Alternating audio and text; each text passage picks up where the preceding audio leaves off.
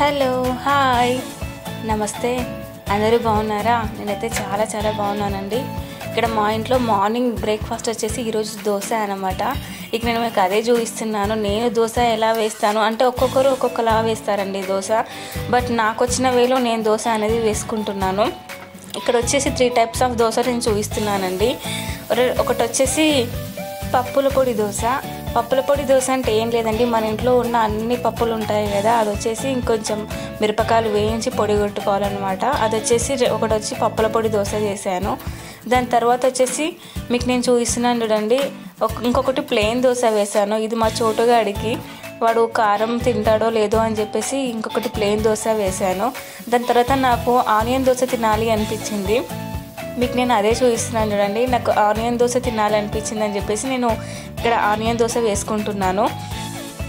Onion dosa అని కాదు కానీ నేను ఎక్కువ ఈ మధ్యలో బాగా పుదీనా తింటున్నానండి. పుదీనా స్మెల్ అస్సలు నాకు నచ్చేది కాదు. బట్ పుదీనా వెయిట్ లాస్కి చాలా చాలా యూజ్ అవుతుందని చెప్పేసి ప్రతి దాంట్లో నేను పుదీనా ఎక్కువ క్వాంటిటీ వేసుకుంటున్నాను.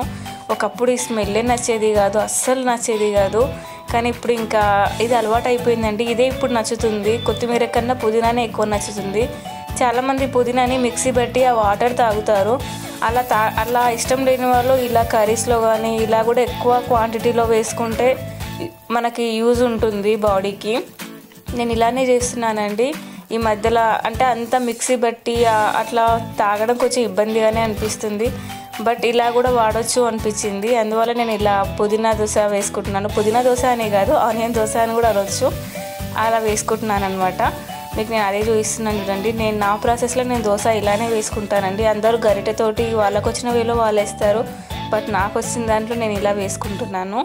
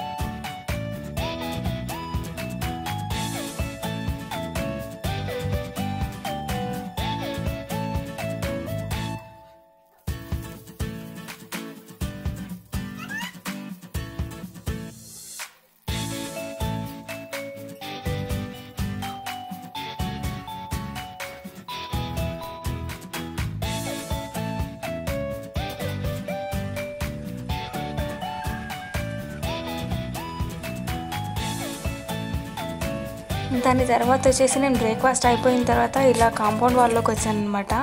ఏమైనా జామకాయలు దొరుకుతాయో చూద్దాం తినడానికి అని చెప్పేసి నేను ఇలా వచ్చాను. జామకాయలు చాలా చాలా హెల్దీ అండి. ఇక్కడ చూస్తున్నారు కదా, మా చెట్లకైతే గుత్తులు గుత్తులు కాసాయి. చెట్టు కంప్లీట్గా వంగిపోయిందండి, అంతలా కాసాయి. అవే మీకు నేను చూపిస్తున్నాను. జామకాయలు చాలా చాలా హెల్దీ అండి. షుగర్ ఉన్న వాళ్ళకి, టీత్ ప్రాబ్లం ఉన్న వాళ్ళకి, గమ్స్ ప్రాబ్లం ఉన్న వాళ్ళకి, వీళ్ళందరికీ జామకాయ చాలా హెల్ప్ఫుల్ అనమాట. చాలా చాలా బాగా హెల్తీ. అంటే కొన్ని దాంట్లో స్వీట్నెస్ ఎక్కువ ఉంటుంది, కొన్ని ఫ్రూట్స్లో. అలా కాకుండా జామకాయలు బాగా పనిచేస్తాయి. చాలా హెల్దీ అనమాట జామకాయలు. మనం జామకాయలు ఎన్ని తిన్నా షుగర్ వాళ్ళు కూడా జామకాయలు తినేయచ్చు. షుగర్ ఉన్న వాళ్ళు ఇంకా తింటే ఇంకా చాలా మంచిది. నేను అదే మీకు నేను చూపిస్తున్నాను మా చెట్టుకి ఎంత కాసాయి అని చెప్పేసి. చాలా చాలా కాసాయండి. లాస్ట్ ఇయర్ మాకు ఇంత కాయలేదు, బట్ ఈ ఇయర్ చాలా కాసాయి. నేను వేసే డైలీ ఎన్ని తింటున్నానంటే ఈ చెట్టు చూడండి. మీకు చెట్టు చూస్తేనే మీకు అర్థమైపోతుంది ఎంత కాసాయి అనేది. దాని తర్వాత వచ్చేసి నేను కూడా డైలీ వాడే పుదీనా ఇదే అనమాట. చాలా బాగా గ్రోత్ వస్తుందండి. దాంట్లో కొంచెం ఎరువు వేసారనుకో, మన చేనులో పండించే అడవి పిండి, యూరియా అదంతా ఉంటుంది కదా, అదంతా ఉంటుంది కదా, అది వేసామనుకో చాలా చాలా ఇంకా ఎక్కువ గ్రోత్ అనేది ఉంటుంది. ఏ చెట్లైనా అంతే. మా ఇంట్లో ఆల్మోస్ట్ అన్ని అడవి పిండిలే వేస్తాము. దాని తర్వాత వచ్చేసి ఇక్కడ ఒక జోక్ చూడండి. మా నాన్న ఎట్లా కుర్చీ మీద కూర్చొని నిద్రపోతుందో, ఫుల్ ఫన్నీ అనమాట.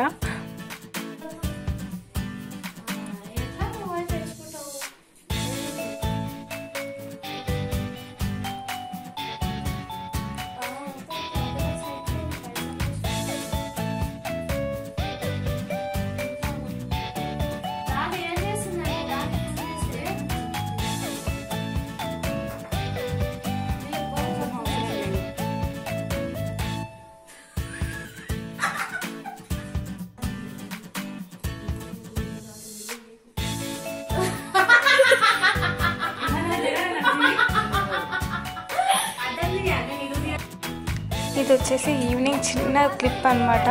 అంటే మా డాడీ చిన్నపిల్లలతో చాలా ఫ్రెండ్లీగా ఉంటాడండి. ఆ చిన్నపిల్లలందరూ మా బాబుతో ఎంత లాడు పడతారంటే అసలు మేము కూడా పడవండి, మా నాన్నతో అంత లాడు పడతారు. నేను అదొక చిన్న క్లిప్ నేను అనేది యాడ్ చేశాను. నాకు చాలా నచ్చుతుంది. మా బాబు చాలా ఫ్రీగా ఉంటాడు పిల్లలతోటి, ఎంత క్లోజ్గా ఉంటాడంటే ఆ పిల్లలు వచ్చి ఇంకా ఒకటే వీరవిహంగా చేస్తారు మా ఇంట్లో.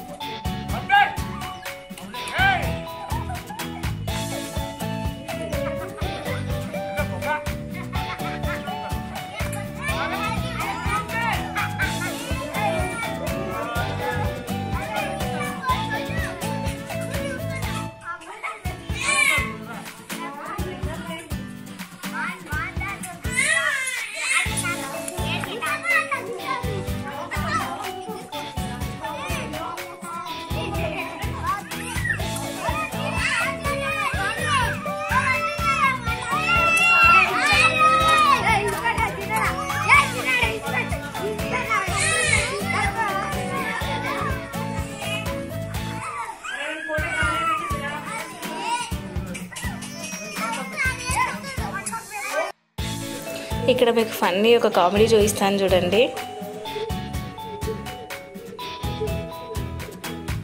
ముక్కులో పెట్టరా